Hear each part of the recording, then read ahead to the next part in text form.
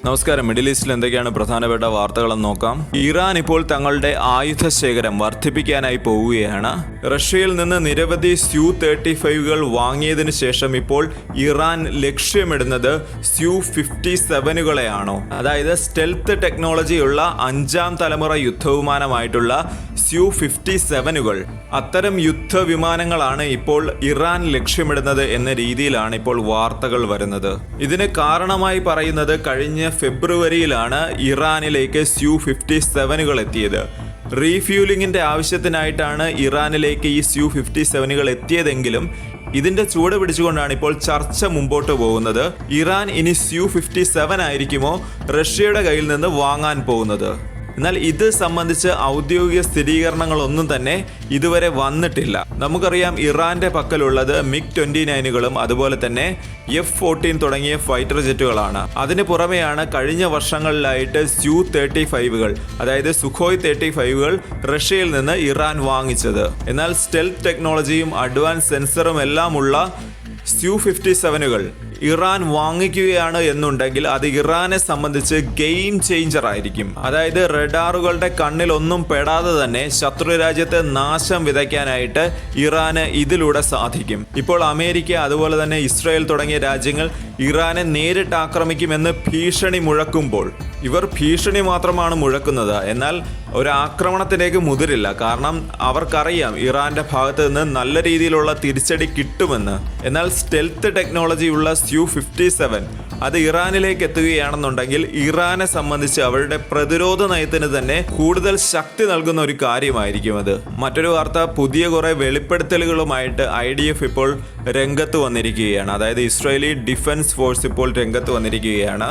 March മാസത്തിന് ശേഷം ഏകദേശം 37 മിസൈലുകളും അതുപോലെ തന്നെ 10ഓളം ഡ്രോണുകളുമാണ് ഇസ്രായേലിലേക്ക് ഹൂതികൾ അയച്ചത് എന്ന രീതിയിലാണ് ഇപ്പോൾ IDF വ്യക്തമാക്കുന്നത്. കഴിഞ്ഞ ദിവസം തന്നെ 2 ബാലിസ്റ്റിക് മിസൈലുകളാണ് ഹൂതികൾ അയച്ചതെന്നാണ് IDF പറയുന്നത്. 1 മില്യണോളം ഇസ്രായേലി പൗരന്മാരാണ് രക്ഷ നേടി, അതായത് ഈ ഹൂതികളുടെ ആക്രമണത്തിൽ നിന്ന് രക്ഷ നേടി ബങ്കറുകളിൽ അഭയം പ്രാപിച്ചത്. ഇതിനു പുറമെ ഇവർക്ക് മൊബൈലുകളിൽ തന്നെ വാർണിംഗും കിട്ടുന്നുണ്ട്. പിന്നീട് ഹൂതികൾ ലക്ഷ്യമിട്ടത് ബെൻഗൂവിയൻ എയർപോർട്ടാണ്. നിരവധി തവണയാണ് ഹൂതികൾ ഈ ഒരു എയർപോർട്ട് ലക്ഷ്യമിട്ടിരിക്കുന്നത്. ഈ എയർപോർട്ട് ലക്ഷ്യമിട്ടുകൊണ്ട് ഹൂതികൾ പ്രയോഗിച്ചത് സുൽഫിഗർ മിസൈലാണ് എന്ന രീതിയിലാണ് ഇപ്പോൾ IDF വൃത്തങ്ങൾ വ്യക്തമാക്കുന്നത്. മറ്റൊരു വാർത്ത എന്ന് പറയുന്നത് WHO വേൾഡ് ഹെൽത്ത് ഓർഗനൈസേഷൻ, അതിൻ്റെ ചീഫ് ഇപ്പോൾ പറഞ്ഞിരിക്കുന്നത് ടെഡ്രോസ് എന്നാണ് പുള്ളിയുടെ പേര്. പുള്ളി ഇപ്പോൾ പറയുന്നത് ഇസ്രയേൽ ഗസയിൽ കരുണ കാണിക്കണമെന്നാണ് അദ്ദേഹം ഇവിടെ വ്യക്തമാക്കുന്നത്. അദ്ദേഹം പറയുന്നത് ഗസയിലെ ജനങ്ങളുടെ അവസ്ഥ അതെനിക്ക് മനസ്സിലാക്കാൻ സാധിക്കും. ഗസയിലെ ജനങ്ങളുടെ കഷ്ടപ്പാട് അതും എനിക്ക് മനസ്സിലാക്കാൻ സാധിക്കും. എനിക്കത് ദൃശ്യവൽക്കരിക്കാൻ സാധിക്കും. എനിക്ക് അവരുടെ ശബ്ദം കേൾക്കാൻ സാധിക്കും. അതിന് കാരണം എത്യോപ്യയിലെ യുദ്ധകാലത്താണ് ഞാൻ ജനിച്ചു വളർന്നത്. അതായത് ടെഡ്രോസിന്റെ കാര്യമാണ് പറയുന്നത്. അദ്ദേഹം എത്യോപ്യയിലാണ് ജനിച്ചു വളർന്ന, അവിടെ ഉണ്ടായിട്ടുള്ള യുദ്ധങ്ങളെല്ലാം കണ്ടു വളർന്നിട്ടുള്ള ഒരു വ്യക്തിയാണ്. അതുകൊണ്ട് തന്നെ ഗസയിലെ സാധാരണക്കാർ അനുഭവിക്കുന്ന ആ ഒരു ബുദ്ധിമുട്ട് അത് തീർച്ചയായിട്ടും അദ്ദേഹം അഡ്രസ്സ് ചെയ്തുകൊണ്ടാണ് ഇവിടെ സംസാരിക്കുന്നത്. ഇങ്ങനെയൊക്കെ WHO ചീഫ് പറയുന്നതുകൊണ്ട് ഇസ്രായേലിന് എന്തെങ്കിലും മാറ്റമുണ്ടാകും എന്നൊന്നും ഇവിടെ ആരും പ്രതീക്ഷിക്കുന്നില്ല. എന്നിരുന്നാലും അദ്ദേഹത്തിൻ്റെ പ്രസ്താവന വളരെയധികം ജനശ്രദ്ധ നേടിയ ഒരു കാര്യം തന്നെയാണ്. അതിനിടെ IRGC, അതായത് ഇറാൻ റവല്യൂഷണറി ഗാർഡ് ട്രംപിനെതിരെ നടത്തിയ ഒരു പ്രസ്താവന അത് വളരെയധികം ശ്രദ്ധേയമായിട്ടുണ്ട്. അദ്ദേഹത്തെ വിശേഷിപ്പിച്ചൊരു വാക്കുണ്ട്, അതായത് ട്രംപിന് നാണമില്ല എന്ന രീതിയിലാണ് ഇപ്പോൾ IRGC ഇവിടെ പ്രതികരിച്ചിരിക്കുന്നത്. ഇറാന്റെ ശക്തി പരീക്ഷിക്കാനായിട്ട് ആരും നിൽക്കരുത് എന്നാണ് IRGC ഇവിടെ വ്യക്തമാക്കുന്നത്.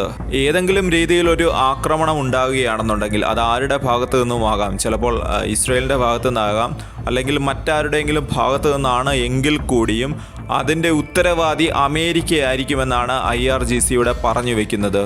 ഇത് സംബന്ധിച്ച് ഇറാന്റെ സ്റ്റേറ്റ് മീഡിയ ആയിട്ടുള്ള പ്രസ് TV ആണ് റിപ്പോർട്ട് ചെയ്തിരിക്കുന്നത്.